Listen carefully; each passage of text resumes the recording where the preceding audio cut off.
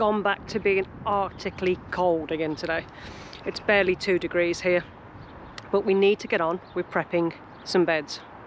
Early last winter we covered a section of plot with black plastic. The previous owner had let it go to weed after maintaining it quite well for multiple years. So we decided just to cover it with black plastic to weaken the weeds, and then we can dig through and clear any weeds or any perennials or annual weeds that we actually find in there. This particular area is going to mostly be potatoes.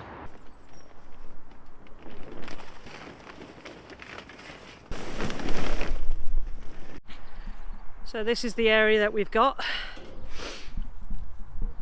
and shouldn't take too long to prep this whole area.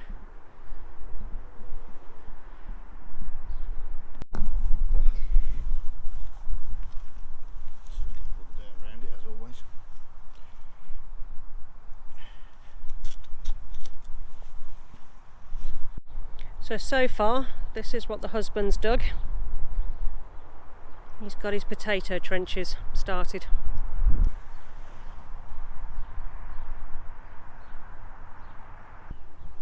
And he's done alright so far. The trenches,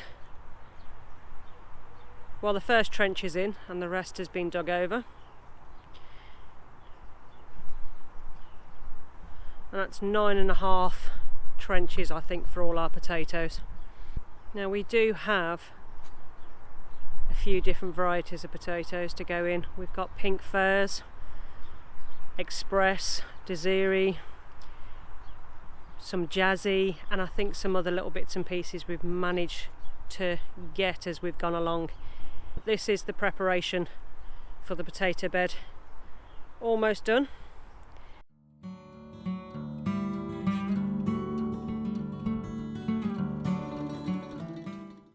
So it's pretty much the day after the heavier snow, and I thought I'd come down and actually check how the plot is actually doing. It's not too bad, most of the snow's gone. There's just some little bits on the ground. So all in all, not too bad. Rhubarb's looking okay. It's a little bit sorry for itself, but since it grows in Siberia, it can grow in my little plot in Worcestershire. So one of the things I did notice with all the snow melting and all the excess rain that we've actually had, because we had quite a lot of rain yesterday, was where we're doing the potatoes. Now, one of the reasons on our original allotment we did no dig was because how easy it flooded. Now, even though it's on a slope, it was always puddly and wet. There was a few areas that was under a few inches of water through certain times of the year. So we decided to go no dig. It's quite worrying, really. That is one of our rows for potatoes to go in. That's full of a lot of water. There's probably about 7 inches underneath that of actually loose soil. So I'm very concerned now about getting potatoes into this row. Now, yes, we could add loads of sand into the bottom, a bit more drainage, all that kind of stuff, but it's a lot of work and it's a lot of sand for such a big area. Now, even the drills that aren't as deep at the moment, they're still pooling with water. So I'm not quite sure what we're going to do. If we don't have too much rain this year, it won't be so much of an issue.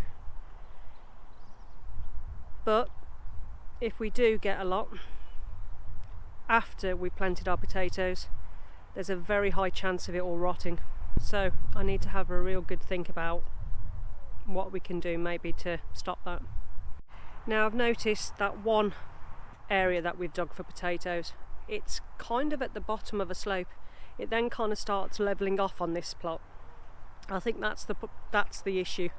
We may have to not plant in these lower couple and plant further up,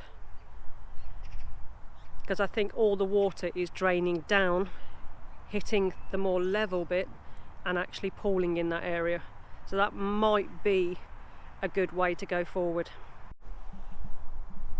Now, as you can see, I don't know if you can see very clearly on the video, we've actually started roping up the tops of our pallet fences. We've still got to do this side. But this side, we've almost completed. Now it will be put together in almost like a fishing net style.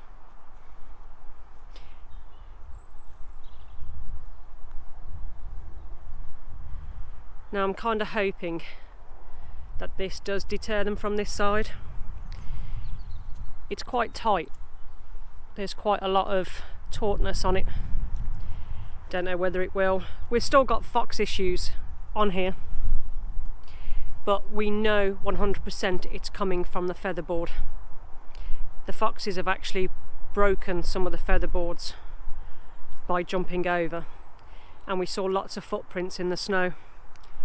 So we know we still need to do that side. Now the top half, we've finished with actual chicken wire.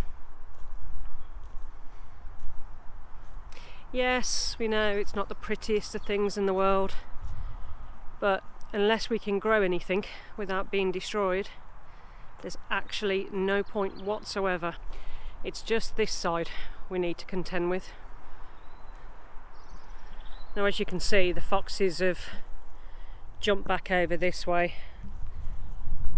and knocked one of the boards off. To be honest, it's not a very particularly strong fence. He only built it just to keep his dog in when he wants to bring his dog down.